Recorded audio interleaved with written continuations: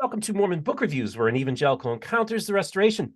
I'm your host, Steven Peinecker, and we have a couple familiar faces here, a couple people who have been co-hosts in the past. They're going to be wing persons for me today. Nathan Smith and Rebecca Bibliotheca, welcome to the show. How you guys doing? Hey, Very doing well, great. Steve. Thank you. Awesome. Great. And the reason I asked them to come on here is because we have a very special guest. Now, many of you might recognize Noah Rasheta, who has been on Mormon Stories, and many of you who are in the post-Mormon community are also very familiar with him because of his very popular podcast, Secular Buddhism. And Noah Rasheta is an individual who has his background is LDS, but he has, since his faith journey, has brought him into what he terms secular Buddhism. And I find this to be a very fascinating topic. Now, people go to me and say, Steve, now why are you, an evangelical Christian who loves Mormonism, having a post-Mormon secular Buddhist on your program? And I say, well, because God put him in my path. If God wants me to talk to a secular Buddhist, by golly, I'm going to talk to a secular Buddhist. Noah Rasheta, welcome to the show. How are you doing today? Doing well, thanks. Thank you for having me. This is very exciting. And, so you wrote the book, No Nonsense Buddhism for Beginners. Why don't you show your copy there? Okay. I hear that's an excellent book for a good introduction to Buddhism, and then also secular Buddhism. And of course, we have his podcast by the same name. And both of you have read his materials and saying high praises of Noah and his work.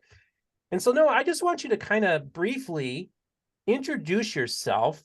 Tell us a little bit about your background and what made you decide to start a podcast called Secular Buddhism, and more importantly, what led you into Buddhism in the first place. All right. Yeah. So I'm Noah. I live in Utah. I am married, have 3 kids. And my background with getting into Buddhism started in 2010. And really, it kind of started with a faith crisis, so to speak. I was going through a few events in my life that felt like the floor under me was kind of crumbling, and I was looking for that sense of certainty, that sense of stability that I had all the way up until that point in my life. And I've always been interested in philosophy. I've always been interested in history. And the combo of those two things, when I was feeling what I was feeling at that time, left me just yearning for a school of thought that could comfort me. The faith of my upbringing wasn't doing that at the time. So the more I dug into that, the more it left me wanting to seek something else, if that makes sense. And I listened to a series called The Meaning of Life, presented by the major world religions. And there were presenters who represented the 5 major world religions of Christianity, Islam, Hinduism, Judaism, and Buddhism. And I remember listening to that and just kind of taking notes, like, who am I? Why am I here? What happens when we die? Answering the big existential questions. And the presenters would talk about, like, well, from the Christian narrative, it's blah, blah, blah. And when it got to the presenter who talked about Buddhism, what really stood out to me was right away the presenter said, well, we actually don't have answers to these questions. We're just going to turn it and say, why do I want to know? Or who is the person who wants to know? And the exploration, rather than trying to arrive at an answer, the Buddhist approach tries to understand, what is the source of the question? Why does this question matter so much to you? And I remember that was just a fascinating way of thinking, that it had never occurred to me that the seeking that I was doing may be less about the answer and more about, where does the seeking come from? Where do these questions come from? So that led me down the path of, I want to understand this school of thought, like, who thinks this way?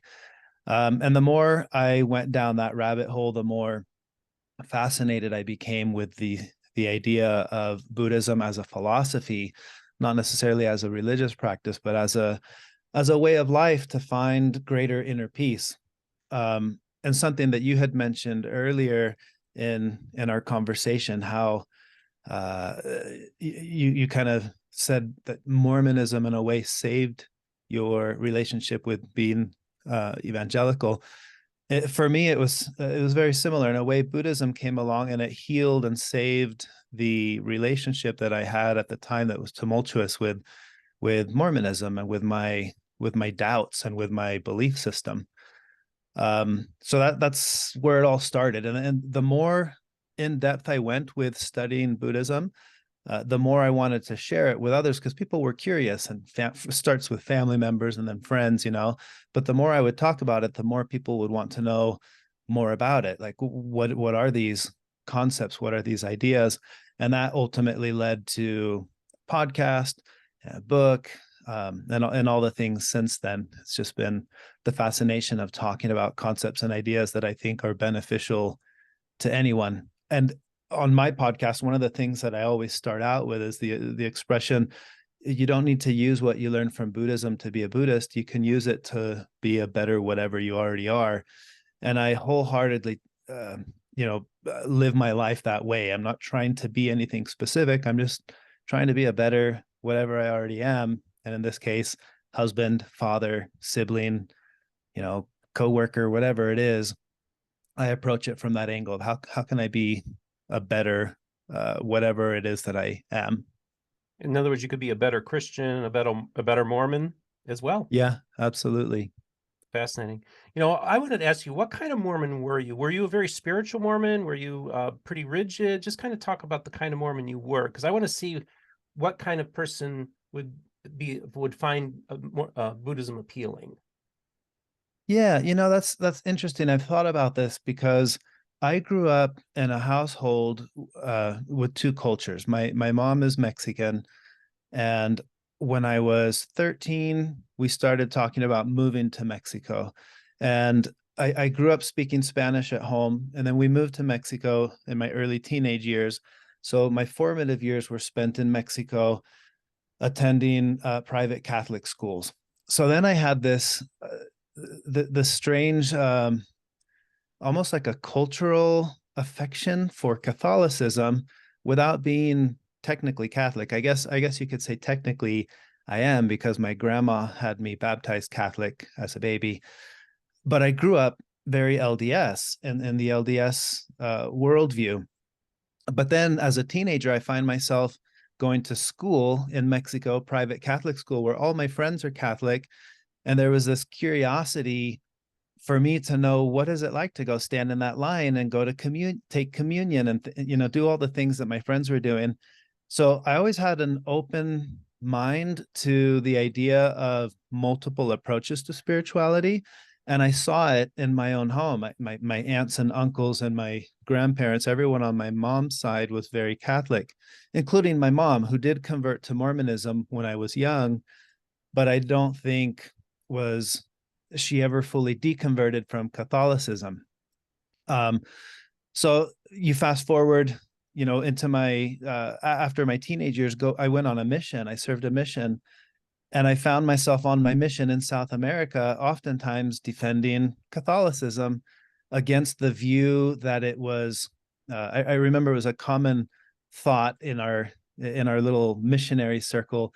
Missionaries would bring up notions like the scripture passage that the whore of all the earth, oh yeah, that's the Catholic Church. And I'd be like, no, you guys, that's not right. And at the time, John Paul II was the Pope, and he was a very loved Pope, and I loved I felt like I respected and loved him too, because that's what I saw at home with family members and stuff.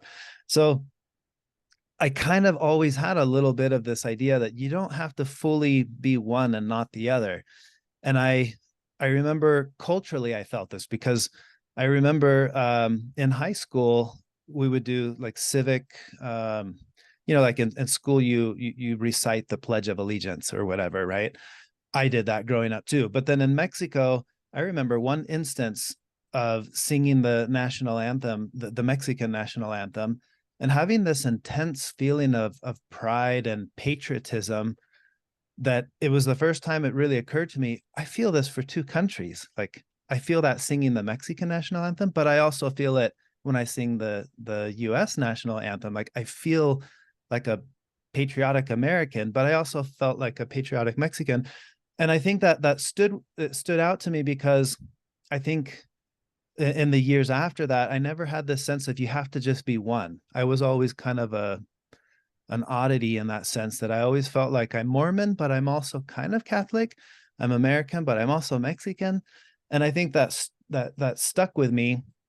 So this other period in life where I was studying Buddhism, it didn't seem problematic to reconcile the idea that I'm Mormon and I have the LDS worldview, but I'm exploring another worldview, and they just happen to work well, because I think a lot of Western religions kind of present you with, here are the answers to life's big questions, and then Buddhism came along and said, well, let's hear the tools to be more effective at understanding the questions to life's questions, but not the answers. So they didn't clash. One gave me answers and one gave me insight into the questions, but they weren't necessarily competing, saying, hey, you're here because of this. And the other one says, no, you're here because of this. Then you have to reconcile those two. I didn't have that. I just kind of slowly morphed into adopting the Buddhist worldview to be more dominant. But I think that's what took me down that path. And I was just always open to being curious. I never felt this sense of disloyalty to one ideology by looking at another ideology. Okay, very fascinating. And I guess really what I want to kind of bring you guys into the conversation as well, because we talked about we've had this conversation a couple times where there's many people who leave the Church of Jesus Christ of Latter-day Saints and kind of find their way drifting into Buddhism, or they either it's a stop off point, maybe they become atheists, or maybe they stay in Buddhism, but they often find their way into Buddhism. And one of the things I think, Nathan, you had brought up is you wanted to talk a little bit about the importance that meditation has helped you, because of course you suffer PTSD. A lot of these people, when they leave a high demand religion, as it's called by sociologists, and of course there's plenty of high demand religions within the evangelical world as well. I'm very familiar with them. I suffered from religious PTSD as well. But the role that some of these Buddhist practices can help in one's healing journey, that sounds to me that's what a lot of post-Mormons find. Maybe Nathan, maybe you want to explore that a little bit with Noah. Yeah, absolutely. Noah, I think you and I both are very much big fans of meditation. I kind of I think I sense that we had kind of a similar journey, especially the idea of like moving into introspection from maybe more of an externalized spirituality. But I'd be curious to know what you think of this. So last year I ended up in a 4-month yoga program, very intensive. And one of the things that I found was that a lot of my meditation practice had been very cognitive, very cerebral, but very disembodied as well. I found that like I stored a tremendous amount of stress in my physical body, expressed it, and I just never really like took note of that before, especially with like recovering from something like PTSD. And I mean, that's something that we see with like trauma victims and the like, or trauma survivors in therapeutic contexts as well. So one of my questions for you would be like, what role do you see the body playing in whether it's the pursuit of enlightenment or meditation in a broader sense? Can you comment on that? Yeah, I mean, in a way, I would say the body, it all starts there. Our understanding or our interpretation of reality starts with the senses. So for me to smell something, for example, there's the organ that's doing the sensing, and then there's the thing that's being sensed, whether that's sight, smell, taste, touch. From the Buddhist perspective, the mind is another sense organ, and it's taking the full range of sensations and perceptions and makes meaning of it. So the moment that my mind does that, for me to understand my mind, why does my mind interpret it this way or that way? It's happening in the body, it's happening in the brain. So there's no way to escape the idea that my reality, or what is real for me, it's all happening here. It's because of how I'm configured. If I've had past experiences that I don't know, relate this specific smell to a certain feeling, then anytime I smell that thing, like a skunk, for example, that feeling tone that arises is going to be influenced by those past events that say every time I smell that thing that I'm about to be sprayed, and that's a bad thing. So in that sense, again, everything happens in the body. So meditation comes in as this powerful way of, I like to think of it as anchoring myself in the present moment, where I can pay attention to things how they are and not be caught up in the other realities. I like to think of, I'm always juggling 4 perspectives of reality. There's how things are, there's how I think things are, and then there's how I want things to be, and then there's how I believe things are. Those are like my 4 realities. And meditation is what anchors me into the reality of just how things are. How, what am I smelling right now? I can describe it, but not getting caught up in those other perspectives that influence my reality. Where, for example, I think it's this, or I want to smell this, I don't want to smell that, or even worse, in the realm of belief, where, oh, to smell this means this or that. I may be wrong about that, but all of those things can influence the action I'm going to take next, and I want that to be a skillful action. So the practice is to just anchor yourself in the reality of how things are and not be so caught up all the time in those other realities. Does that kind of make sense? Yeah, absolutely. I think I identify very strongly with that. That seems kind of like what my experience with yoga was like, and I found that Buddhism is definitely not like that's not an inherent problem with Buddhism by any means, but apparently it's kind of a common issue. So I'm an aspiring therapist, going into grad school soon to be trained into that. And mindfulness obviously is a very big, a very popular topic with therapists. But I had found that that was kind of a very common theme, that mindfulness tended to be very disembodied. It also tended to be very like one-dimensional, where it was just sort of pay attention to the breath, and that's about as embodied as it gets. So I love the idea though that tuning into your physical body takes you out of kind of that chattering mindset. I guess that would probably come back to what you were talking about before, right? That Buddhism invited you to look inward and ask who was asking the question in the first place, and seems meditation does something similar. Who's suffering in the first place? Yes.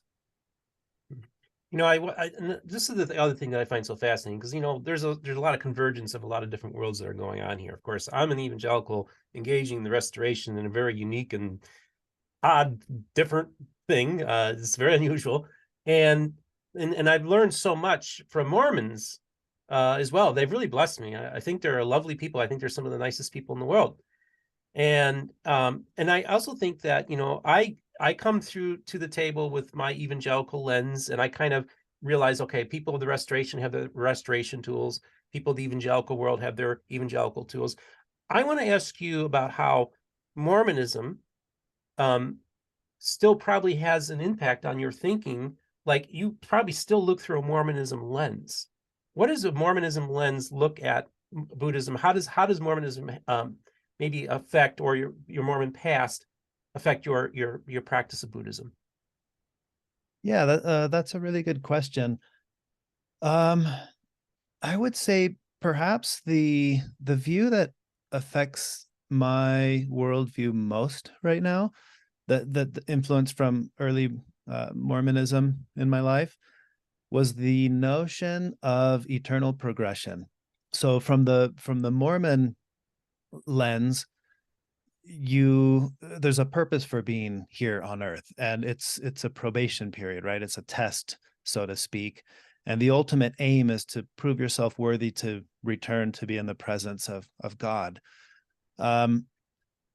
In that world, in the framework of that view, there's a notion that always stuck with me, which is the idea of eternal progression, that God is like that we can aspire, or not aspire, but we could one day be as God is, or that God was once as we are, that went through all the testing and proved himself to be worthy of becoming a God.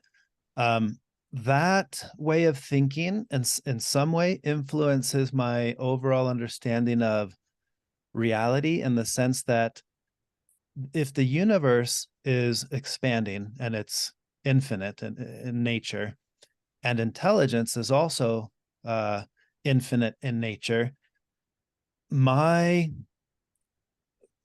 understanding of reality is always going to be limited, right? It's always going to fall short compared to an entity like a God. If God is the creator of all things, that knowledge and that intelligence that God would have, for me to try to equate my intelligence or knowledge to that will always fall short. And that knowledge is always expanding, like, because again, if the universe is expanding, intelligence is infinite, then God is infinitely wise, but always becoming wiser because of the growth of intelligence in an infinite sense. And what that's done for me is it makes me feel like there's no pressure on my part to understand reality, because I know that I'm going to fall short no matter how I try to do it. But even more so, I would say it's left me feeling like it's almost arrogant for me to think that I can. In the same way that if I were to take I don't know, ants, for example, and have a whole handful of ants put in a jar, like the intelligence, the measurable intelligence between ants as a species to humans, it's like it almost feels infinitely, that gap feels pretty darn big, right? And yet it's measurable. Now imagine that gap from me to God. Well, that one's not even measurable. That is going to be much, much greater than the gap between me and the ant. And when I feel like, well, for those ants to try to understand what it is to be human, it's like, don't even try. You can't. It's not even possible. You don't have the capability to do that as an ant. But why would I try to do that as a human to understand the divine? And it leaves me feeling kind of what you read about in the Bible with this notion of the lilies in the field, right? It's like there's no concern for them to think of tomorrow. To me, what that means as a human is I don't need to concern myself with these things of the divine world, because I'm going to fall short. And what I can do is just trust that the way things are is the way things are. And kind of like you said in the intro here, if God brought me this Buddhist person to talk to, well, that's kind of how I view things. If life has unfolded this way for me, who am I to question that?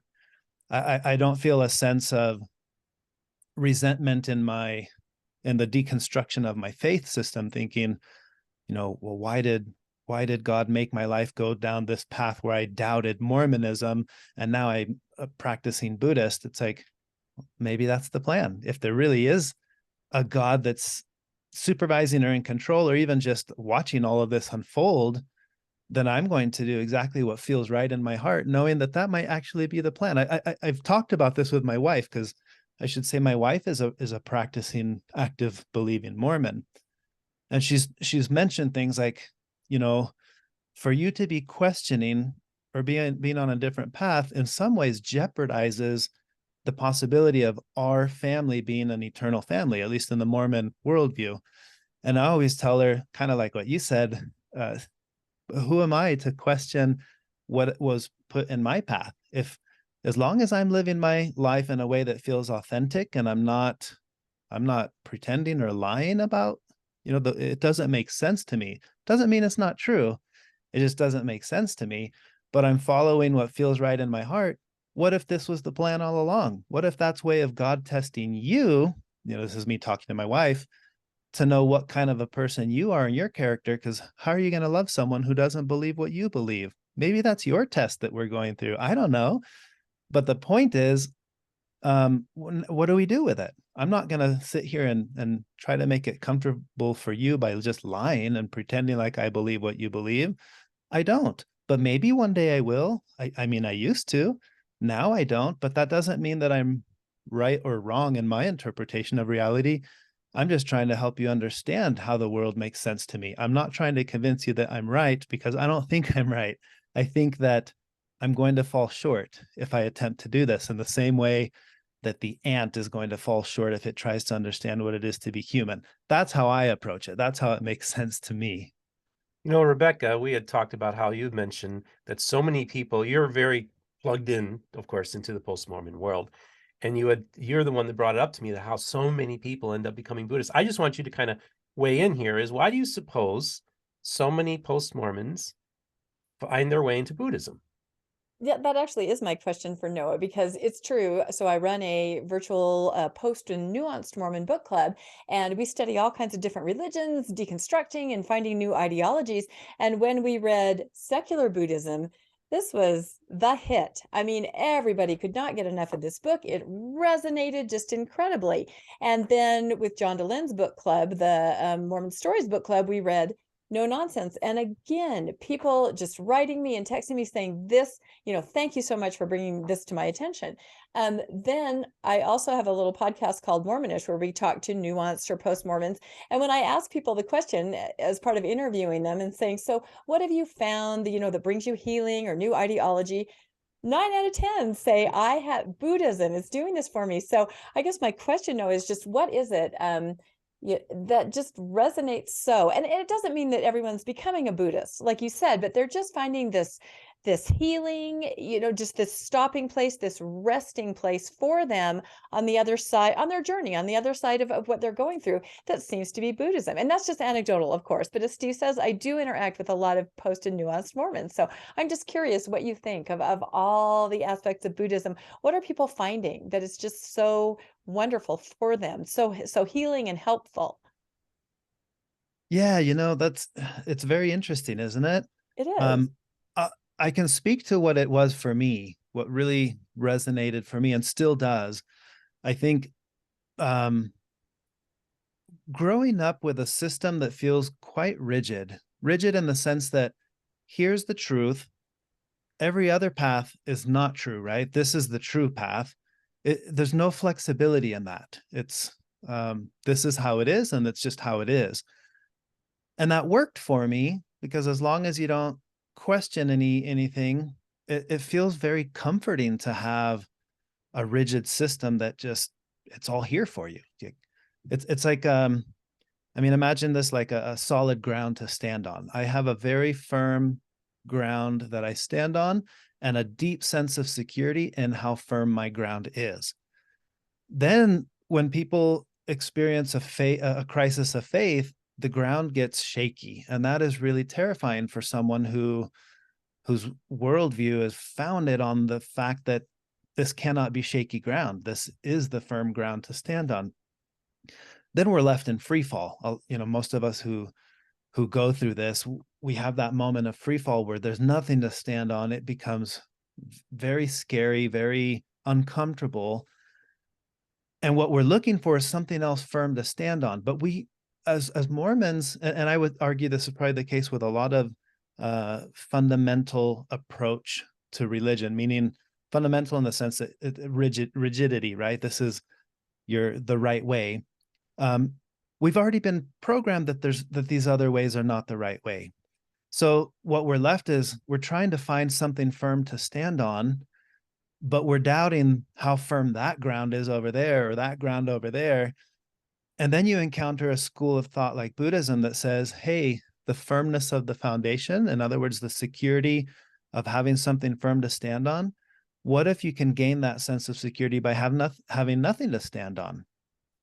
And that's like really, it's a radical way of thought for us because we want to stand on something.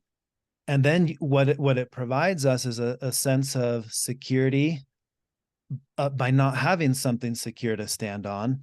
And then we feel comforted again. Like, well, that's the feeling I wanted again. I wanted to feel comfortable with where I am in life, and where I am is somewhere that I have nowhere to stand on, but now I don't need anywhere to stand on. That's what it did for me. It gave me that deep sense of security without having to stand on anything again.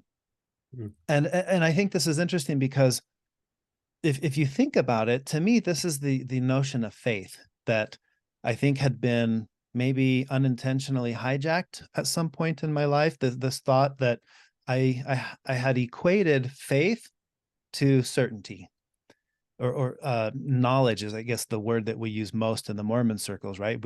We don't go around saying I believe, we say I know, because believing's not enough. You have to know, and not just know, I need to know beyond a shadow of a doubt. And that's where my sense of security comes in, is I know so firmly that I don't doubt. And then Buddhism comes along and presents faith in this alternate perspective where faith is synonymous with uncertainty. And the opposite of faith is not doubt, it's certainty. So the more certain I am in something, the less faith that would be. And that to me was very comforting, to approach these ideas from this new perspective, where it felt like for the first time, maybe I actually am a much more faithful Christian now that I'm not a Christian, because all I could ever have is maybe the hope. I talk about this with my wife, because she'll sometimes ask things like, well, if you don't believe, does that mean you don't want us to exist in the afterlife as a family? And I'm like, no, that would be amazing. That would be incredible. But all I have is hope that maybe that's what it is. I certainly don't have knowledge that that's what it is. I don't know what happens when I die. Do I hope that there's something like that? Well, that would be pretty darn cool. Would it surprise me? Yeah, it would. But that, to me, that's faith now. It's like, it's the hope of something, but not the certainty of it. And I find a deep sense of comfort in knowing I don't need the certainty. I thought the certainty was what brought me comfort, but it's not. It was the certainty is what was actually bringing me suffering, because to have that certainty called into question feels horrible, right? It's like, no, it has to be this. But now I'm left with, it doesn't have to be that. It'd be great if it is that, but it doesn't have to be certain. Maybe that's why a lot of us gravitate to something like Buddhism, because it helps take away the rigidity that we thought we needed in our life to find peace. It's like, maybe the thing you thought you needed for peace, you actually don't need, but you can still gain that peace. And ironically, this time it's going to happen by not knowing, not by knowing. That's what it's done for me. I feel very comfortable having these conversations, but most evangelicals do not feel at all comfortable having these kind of conversations. And I think it's because I was an atheist for so long. I kind of went through a similar journey, a deconstruction of everything. And so I'm fascinated by these conversations just because most evangelicals are afraid of anything that's outside of their little group. They would think that you're of the devil, you've been deceived. And there are many people from many groups that would say that within the Christian tradition. And they would try to save your soul. And they probably are saying right now, why aren't you witnessing to Noah Rasheta and having a come to Jesus meeting? And I tell them, say, I don't do that because, one, God told me early on, don't proselytize. You're here to listen to what other people have to say. So my show is 90% of the time my guests do the talking, because I really want to hear your story. And one of the things I find so fascinating within the context of Buddhism is that it does have interactions with Jesus Christ. And I want to kind of talk a little bit about Christianity, how Buddhists perceive Jesus Christ.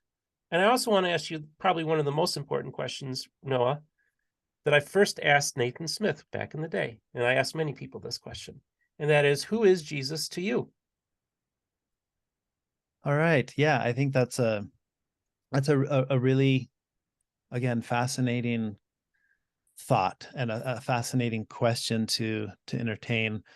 I was actually thinking about this a couple weeks ago, this notion of who is Jesus for me. And this came up because my kids, like I said, my wife and kids are Mormon, and my kids are growing up in the Mormon faith, following the Mormon worldview. And one of them came home from Sunday school several Sundays ago with a little bracelet that they got in Sunday school that was the what would Jesus do? WWJD on the bracelet. So it became something that we were talking about. And it came up in this context in our home, because we talk openly about everything. And I said something to the effect of what you're asking me right now, like, who is Jesus for you? It was, when you look at this bracelet, what would Jesus do? I said, it's important to know that what do you think Jesus would do might be a little bit more appropriate in that, because, our Jesus in our home might say, don't drink coffee.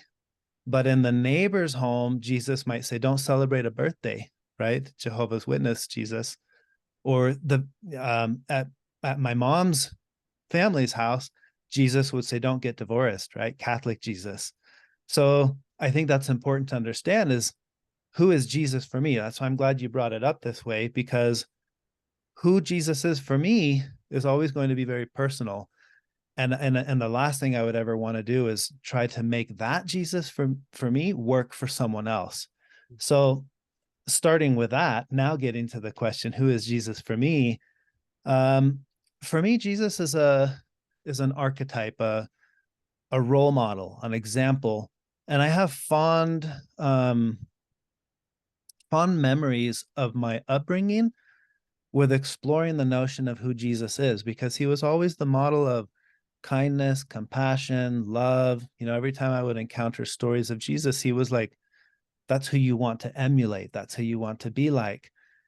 And I think there's a part of me that still kind of feels that, this idea that Jesus, the compassionate, or Jesus, the kind, that's the kind of person I want to be.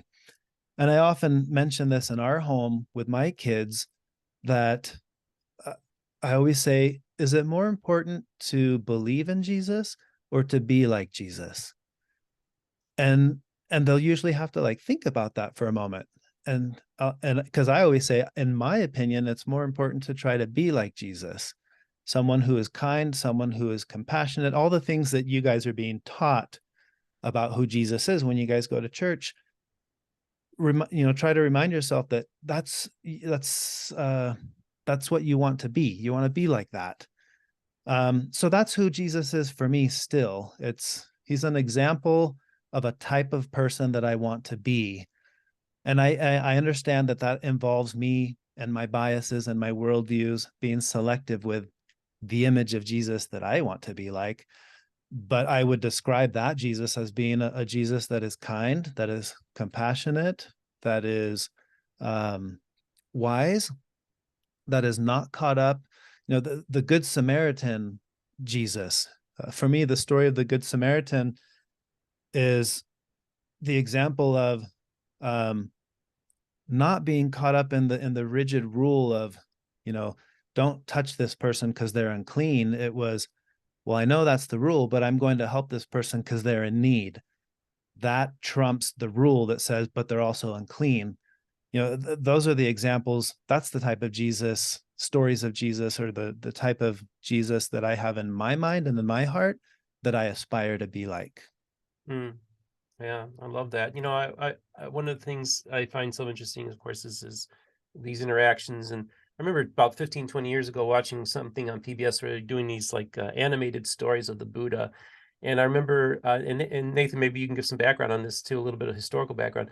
I remember watching this story about the Buddha being in the wilderness for 40 days and 40 nights and being tempted by the devil, or Mara. And it really struck me that this predates Christ.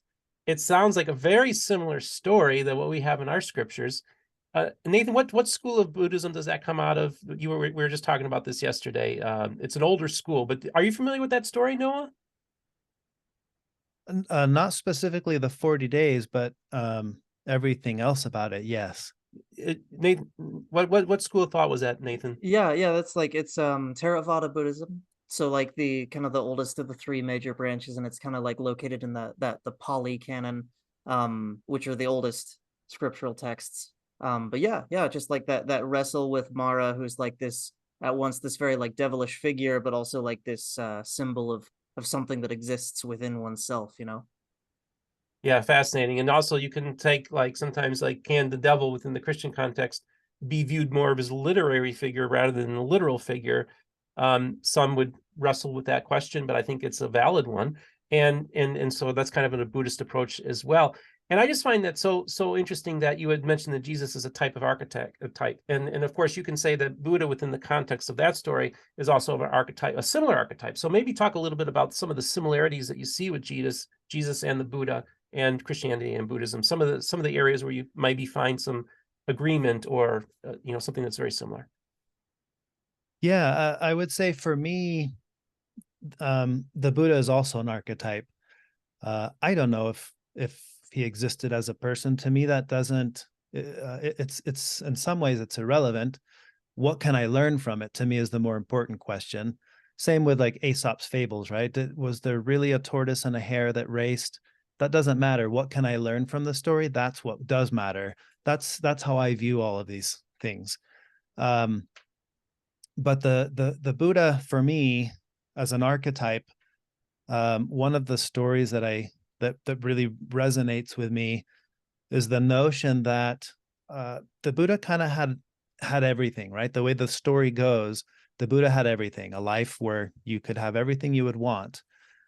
And yet something felt like it was missing. So then he leaves that world behind and goes to the other extreme, where he gives everything up and lives a life of complete austerity, but finds he's also feeling that same sense of, but something's not quite right. It's something's still lacking.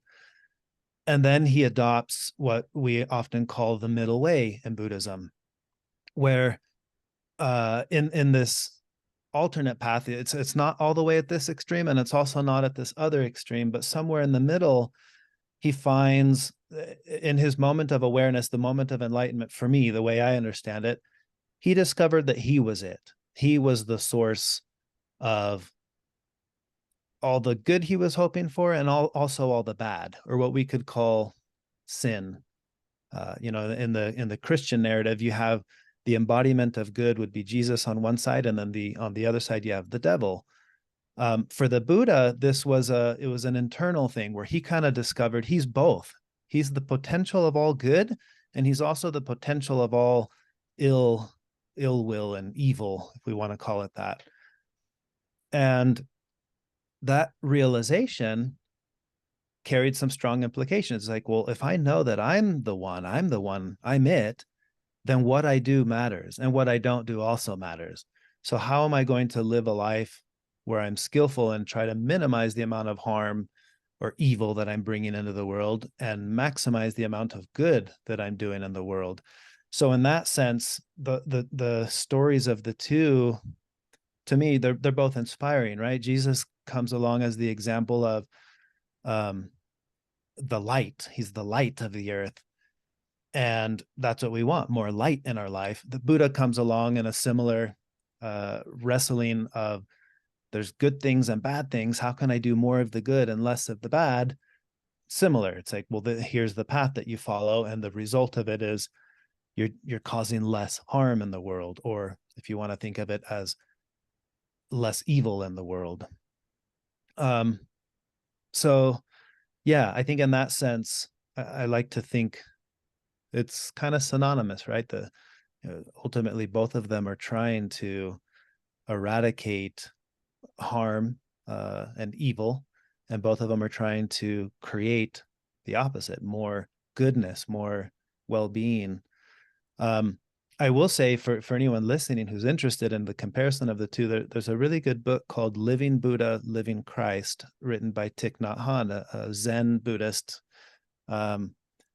It draws a lot of the comparisons between the two traditions and the two figures of the Buddha and Jesus. And I think for anyone who's even thinking, hey, that sounds interesting, I think you would enjoy that book. One of the things go that ahead. I find so fascinating is, I remember, because when Nathan and I would do these Saturday night sessions, I was like alone in rural Florida, and he was alone, kind of in his little box at the time, and we were both helping each other. And I didn't realize that we were kind of providing therapy for each other. And I would explain to him things from a Christian context, and then he would interpret them through a Buddhist concept. And I always found that to be fascinating. And I remember talking to Nathan about this, and I remember hearing this Buddhist phrase a long time ago. And it's probably just an amalgamation of different things, but it kind of sums up things very beautifully for me. And it's actually been an operating principle. So this can show that wisdom, you can get wisdom from outside of your tradition. And one of the phrases that mantras I go by, that I believe is something in the Buddhist tradition, is that true religion is a right relationship with reality. And I find that to be such a beautiful concept, because I see what's going on in the Christian world. We see in the evangelical world, the American evangelical world, and there's a lot of people that need a right relationship with reality. And I think they almost need to have a right relationship with reality before they can have a right relationship with Jesus in many ways, because they're delusional. in many ways. And I think that they do need Jesus in many ways too. So maybe talk a little bit about having the right relationship with reality, especially for those of a Western Christian mindset, that perhaps this could be a principle that they could integrate in their lives as well. Yeah. For me, this is, I think this is, it's embodied in a teaching that some people may recognize here, which is the story of the 6 blind men describing the elephant. And the story in the Buddhist tradition is that there were some blind people trying to describe an elephant, but they're all standing in different places, right? One's standing at the tail, describing the tail. One's standing on the side, kind of feeling the side of the elephant, like, oh, this feels like a wall. One might be standing at the front, feeling the tusk, saying, no, this feels like hard, smooth, hard, pointy. So they're all describing different things, but they're also all describing the same thing, just they don't all see the complete picture. This points again at the Buddhist understanding that that's us, that we all fall short of the big picture of reality, but what we are describing is very real to us because of where we stand in place and time. So when I'm trying to, like what we're doing here, right? We all stand in different places in our lives based on our lived experiences and our beliefs and our upbringing, and all these things make it so that your picture of reality, as real as it is to you, is maybe difficult for me to wrap my head around because of where I stand. But for me to make the mistake of thinking, well, I'm going to dismiss yours because mine feels more real to me, I would be missing out on something very profound, which is your interpretation of reality can teach me something too. And my interpretation of my reality, if I'm able to do this and recognize it falls short, then I don't have to be so attached to it. I can say, yeah, for me, this, this tusk thing, it feels this way, but I know that I'm missing something else. So help me understand what you're seeing. I think if we could all do that, the world would be a much better place, because our goal wouldn't be my goal shouldn't be to convince you to interpret this elephant the way I'm interpreting it. That should not be my goal. My goal should be, help me to understand what your reality is like for you. And I'm going to do the same. I'm going to help you understand how my reality is for me, but I'm not going to convince you that mine is the correct one, because it's not. It's just, it's what feels right to me. And I think sometimes we get caught up as a society in this view that I need you to see it the way I'm seeing it. And I'm not going to stop at anything short of that. I don't care about your view. You need to have my view. Mm-hmm. And that just gets us nowhere. That gets us nowhere. Appreciate that. Nathan, one of the things we also talked about is the idea of Westernizing Buddhism, or there's some controversy there, some potential cultural appropriation. Maybe, Nathan, why don't you speak to that a little bit and engage Noah on that front? Well, because that's something we talked about in a previous conversation. Like there's, sometimes we as people in the West, we like to wear the costumes and emulate some of the things on a superficial level. Maybe talk a little bit about that, Nathan. Yeah, absolutely. Noah, I really love listening to you, because I feel like this feels like such an organic Dharma talk in a lot of ways. So I feel very comfortable asking you this question, especially as someone who, is someone who advocates for secular Buddhism. So I mean, obviously, I think it's no secret that there is this kind of like weird balance that we have to strike within like secular Buddhist contexts. There's like a long history of, I know it's a buzzword, but of cultural appropriation, where we sort of just uncritically adopt a lot of aspects of something that feels foreign or exotic or the like, and we almost fetishize that exotic side of it. And then on the other hand, there's, hundreds and hundreds of years of colonial dismissals of especially of Buddhism and Hinduism as well, and Taoism and the like. It's funny, you can read a lot of these early European Christian governors of countries around Southeast Asia, who they love the Buddhist ethics. They're very head patty about just like the sincerity of these Buddhist monks, but they're very dismissive of their meditation techniques. But you know, it's kind of like what you said though, that, and I know that the Dalai Lama and Thich Nhat Hanh have echoed this same point, that you don't have to become a Buddhist for Buddhism to teach you how to be a better whatever you happen to be.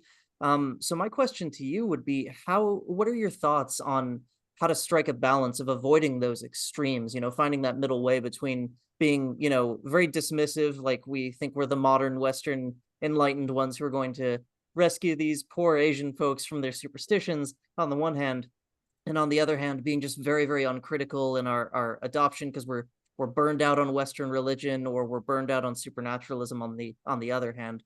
Like what would you say is like the essence of Buddhism that can help us to avoid those extremes? Yeah, that's a good question. I would say the essence of Buddhism in this context for me is uncertainty. I When we approach something with the thought of here's the right way, or here's, you know, I'm certain that this is what this means.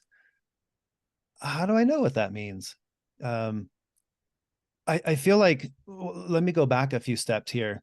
I feel like ideas in general, the way ideas work, or the way words, you know, language works, it morphs, it evolves over time. English is a good example of this. You have a language that spreads around the world, and now give it time and give it distance, and you have Australian accent versus Southern African accent versus American accent, right? They're different, and they sound different, but they also have different words within them. How you spell those words, like everything just changes a little bit. But I think it would be incorrect to say one of those languages is better than the other. You know, this is the most English. It's like, well, but what does that even mean? But why do we do that with ideas that spread? Buddhism, for example, Buddhism spreads from where the origin is, and it becomes, you know, Buddhism in Japan versus Buddhism in China versus Southeast Asia. It's always morphed and evolved to the culture where it is. And then it makes its way to Western worlds, and it morphs again here. But then here, for some reason, we say, well, wait, now this one's not valid because it's cultural appropriation. It's like, but what does that even mean? It's like, it's an idea that has morphed into a culture. But I struggle with that notion. And the reason is, why do we not say, well, Zen Buddhism is a cultural appropriation of Indian Buddhism? Because it is, right? But we don't have a problem with that. So then we say, oh, well, then it's just our Western way of thinking as an appropriation of the Asian. But the Asian one there isn't an Asian Buddhism. There's different ones, right? Chinese, Japanese, they're all different. So I guess what I'm trying to get at here is, I like to think of Buddhism, all ideas, but in this context right now, Buddhism is a school of thought that it's a form of psychology. It's like giving me a set of tools that help me to understand me.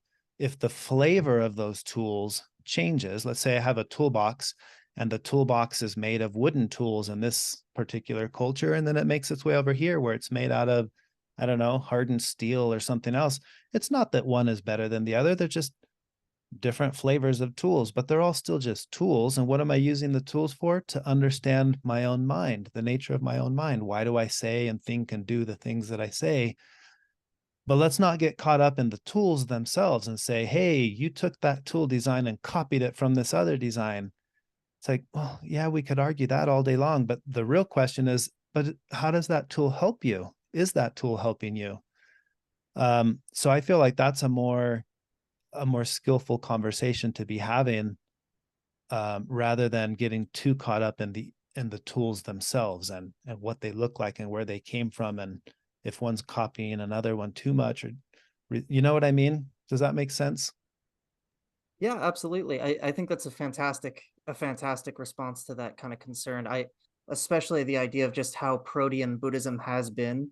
In a way, perhaps it is kind of a colonial mindset to think of it as an appropriation, to kind of think like, well, that's just, you know, that's this very partitioned off, you know, quote unquote Southeast Asian or Indian idea, when the reality is, like you said, these are just kind of tools that grew up in particular cultures that were used to help us explore who's asking the question in the first place. I really adore that answer. Thank you very much.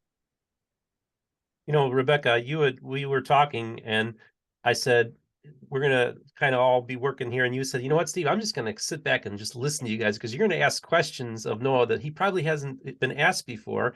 And I thought that was an interesting observation on your part, because I think so often, for me in my journey, I guess I've learned to integrate some kind of Buddhist approach to what I'm doing, because I kind of just go with the flow, and I just go with the current and just feel that that's the Holy Spirit leading me, and I don't try to fight it. And so often I think what happens is, like an example would be, if I'm like a dogmatic, born again evangelical Christian apologist, and somehow Noah Rasheta wants to come on my program, or is going to be on my program, I'm going to be guns a-blazing, ready to take you on, fight you. And I thought, what a horrible approach.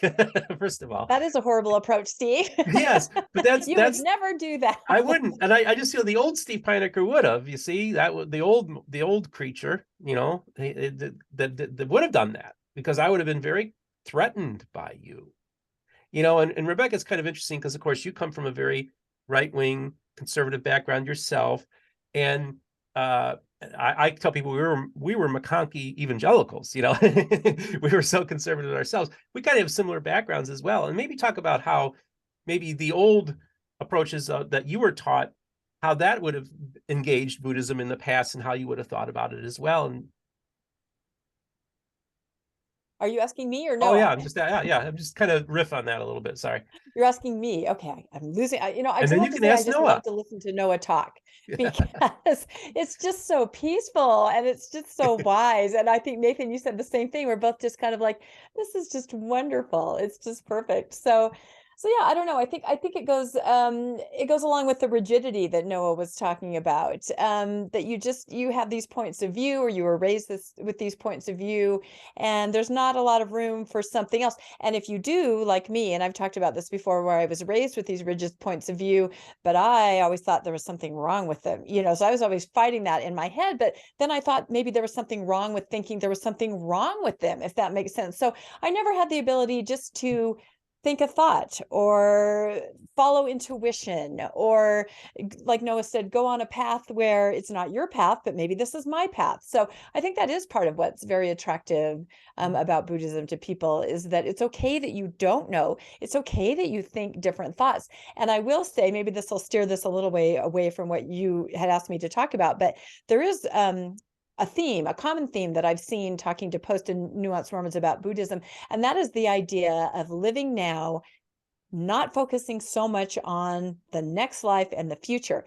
And that goes to that parable, which is my favorite one, which maybe I always make Noah tell this, but I love it, the one of the strawberries, because I think, having been in a high demand, high control, rigid kind of an environment like we talked about, you just have this sense that your life, I don't know, you're doing what you're doing now for something later. You're putting everything off. And when you get to the other side of things and you realize, oh no, what have I done? I think that parable of the strawberries really speaks to people in a nuanced post-Mormon space as living your life now, following your intuition, being true to yourself. So maybe you could briefly tell that. I just love it so much when you tell it, and speak to that a little bit, about how people find great comfort in that, allowing you to know that I don't know now, and it's okay. It's all right. We're going to live now. Yeah, I'll speak to that. I will say real quick with the notion that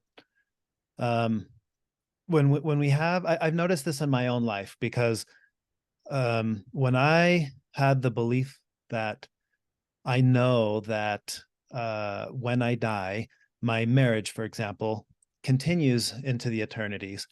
When I believed that, unintentionally, I also put up with the aspects that are not optimal right now, because in the back of my mind, it'll be fixed at some point. I've got eternity for this to fix, right?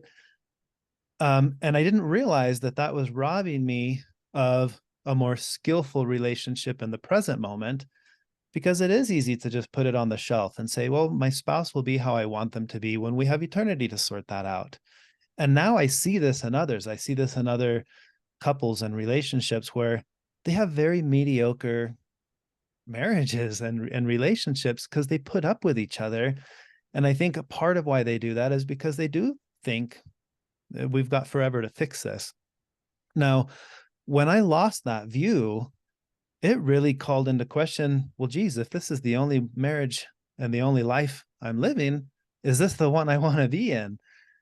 And it made me have to work harder for it and work more intensely, wrestle with the question of, is this how I want it to be? Which put our marriage into reformation mode, right? It's like, we've got to, let's make this how we want it for both of us, but especially for me, because I don't believe that, I don't know if this goes on anymore. And in a strange way, it's made our marriage very healthy and I'm very happy to be married to who I'm married to. And I realize that a huge portion of that is because I don't know if this is the only one I have. Is this one, am I okay with this? Am I content with this marriage? And that's something I ask myself every day. And as long as the majority of the days that answer is yes, then I know I'm good. And I feel like this is good. It's something that's worth fighting for every day. Sure, there are going to be days that you're like, I don't know about this, but that's fine. As long as it's not too many days where that's the normal answer, then it'd be like, okay, that's something wrong. So I like that exploration of, in the present moment, what is this? And is this what I want it to be? Now going to the parable of that strawberry, for me, that it might be the most profound of the teachings of Buddhist stories for me. And that is the parable of the strawberry. Is the person who's running through the field when they realize they're being chased by a tiger. They're running from the tiger only to arrive at a cliff. And at the bottom of the cliff, you have more tigers in some versions of the story, or crocodiles in other versions of the story. So you're left with this dilemma. Do I stay here and let the tiger get me, or do I try to figure out how to escape them? And this person finds a vine and starts crawling down the vine to escape the tigers above, but now has the danger of the tigers below. And then a little mouse comes out and starts gnawing on the vine while this person's hanging on the vine. And that's what sets up the story. We don't know how long that vine is going to hold. Mouse is gnawing on it. And in the midst of that scenario, this person looks over on the cliff, on the side of the cliff where they're hanging. They notice a strawberry plant, and they take one of the strawberries and taste it. And it's like in the story, it's like the sweetest strawberry that they've had. And that's it. That's all there is to the story. The first time I encountered that, I didn't know what to make of it. In fact, I remember coming home and telling my wife the story, and she actually didn't like it. She was like, well, then what? I was like, that's the thing, we don't know. She's like, what's the point of that story? And I said, well, the point of the story is it says that the person tasted a strawberry and it was the sweetest thing. Like, to me, that is the existential dilemma that we're in. There are tigers above, tigers below. We know that death is the certainty. We are uncertain about when. And meanwhile, what are we going to do with this time? Am I going to notice something like that strawberry that's been hanging right there next to me? I may not have noticed it if all I'm focused on is the tigers and my dilemma, and I'm just like, oh, what's going to happen with my life? I may have never tasted that sweet strawberry. And I tell her all the time, like, for me, that strawberry, it's us, our marriage, it's our kids, it's the experiences that we're having as a couple and as individuals. Like, it's all of it. And I may not have noticed it if I wasn't paying attention. To me, that's the essence of that story. And that's where I feel such a tremendous amount of gratitude to Buddhism and how it presented itself in my life at a time when I was very concerned about hanging on that vine, and very concerned and stressed about what it means and what it doesn't mean. And I may have missed out on all the strawberries that I've noticed since then, and that I will continue to notice because I'm looking for them and I'm paying attention. And I'm not oblivious to the fact that how this story ends. I know what's going to eventually happen. It happens to all of us. But meanwhile, I'm looking for those strawberries, and I'm finding them in the most odd places. I find them when I'm dealing with moments of discontent, with moments of frustration, uh, with my kids particularly. And I'm grateful that I'm noticing them, because at the end of the day, well, if I were to look back at my life, I would say it's about how many of those strawberries I tasted, and how many of those I noticed, and how many were there that maybe I never saw because I wasn't paying attention. For me, that's what that story is all about. What a lovely idea. Taste the strawberries in one's journey of life. That is a universal principle that I think we could all embrace.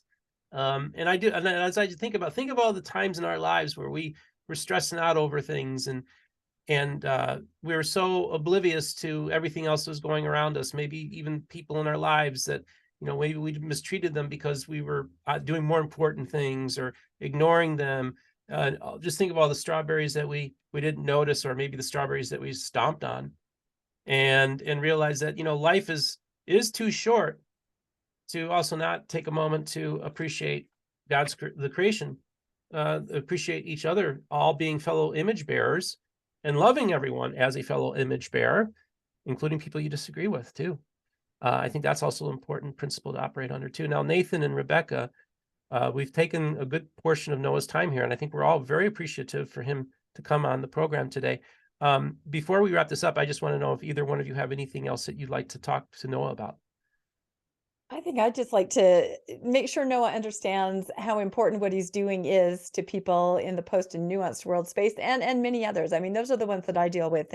And really, your podcast has been life-saving to people that I've talked to. So I just hope you understand, how important what you're doing is, and that you continue forever, because it's wonderful. You're having such a healing impact on so many people. Nathan? Thank you. Yeah, I want to just echo what Rebecca said. I don't think I have to tell anyone in this group how tough it can be to transition from one just worldview in general to another, whether that's religious or political or ideological or philosophical or the like. It touches your sense of self, how you experience even your body.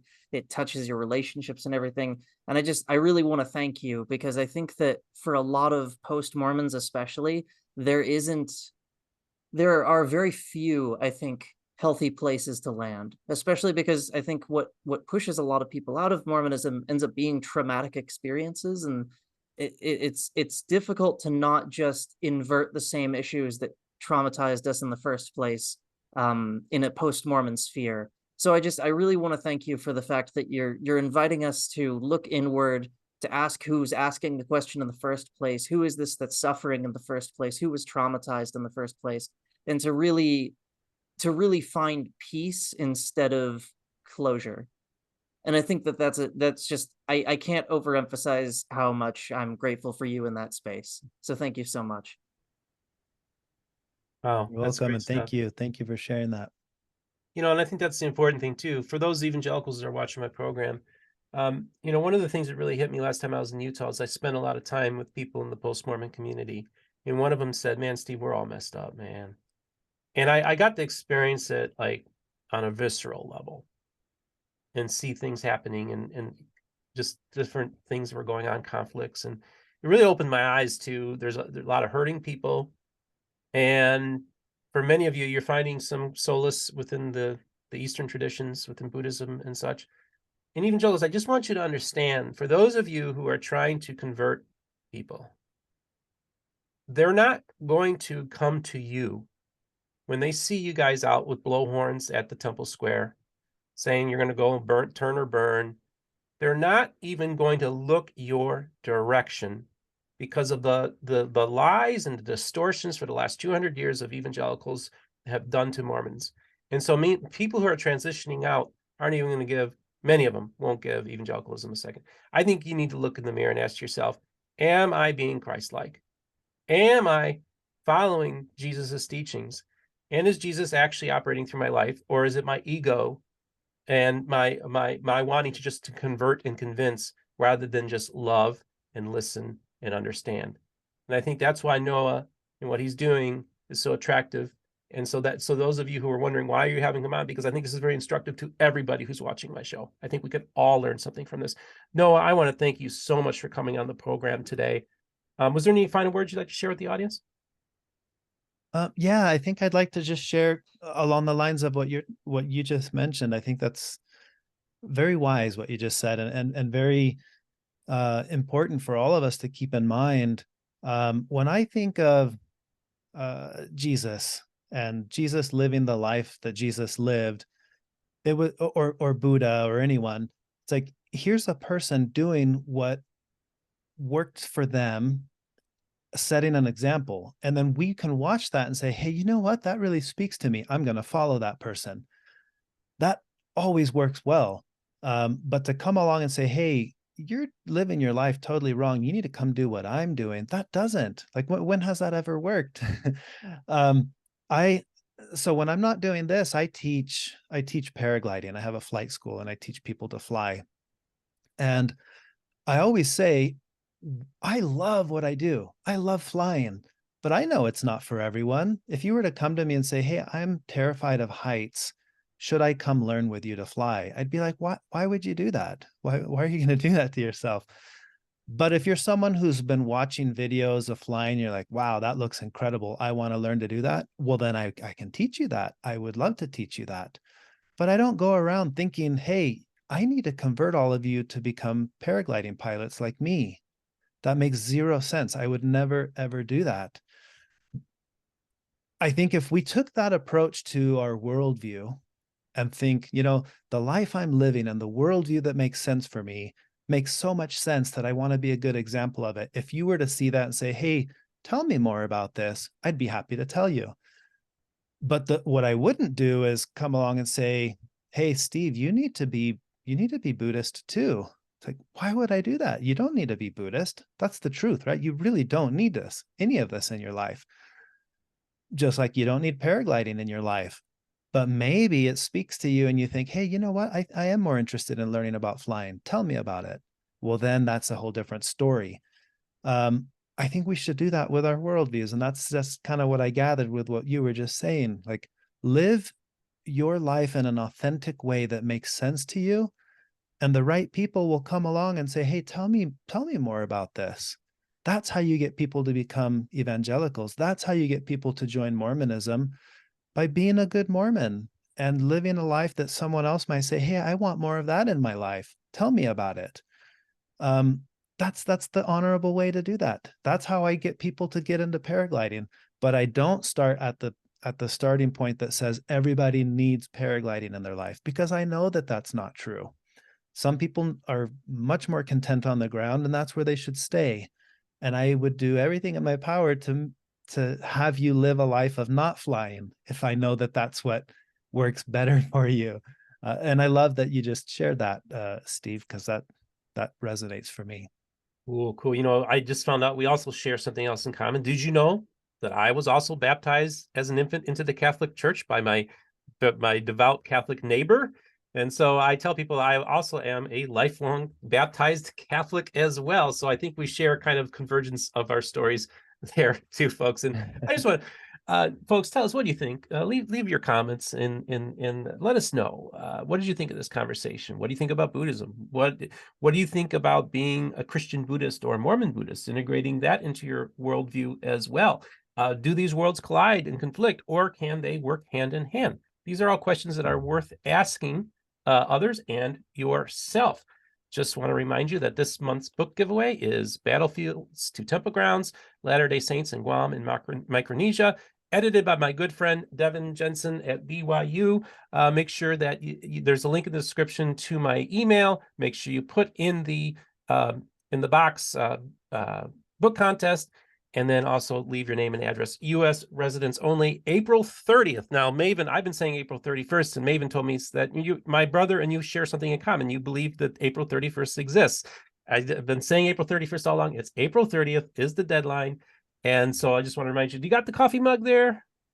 Oh, Always have it. Cocoa, coffee, tea, whatever it is. It's a great mug. So don't forget our merch store, MormonBookReviews.com, where you can get awesome t-shirts, hats, mugs, car covers, you name it. It's all there. Check out our website, MormonBookReviews.com. Also, Anthony's been working on getting our podcast uploaded on the audio format on all the major audio formats. Sorry, we had a little bit of delay here. We're primarily a YouTube channel. We are definitely working on building our podcast audience as well.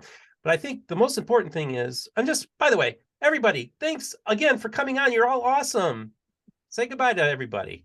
Thanks for coming on. All right. So just remember, the most important thing, folks, is this. Don't forget. All the voices of the restoration will be heard here on Mormon Book Reviews.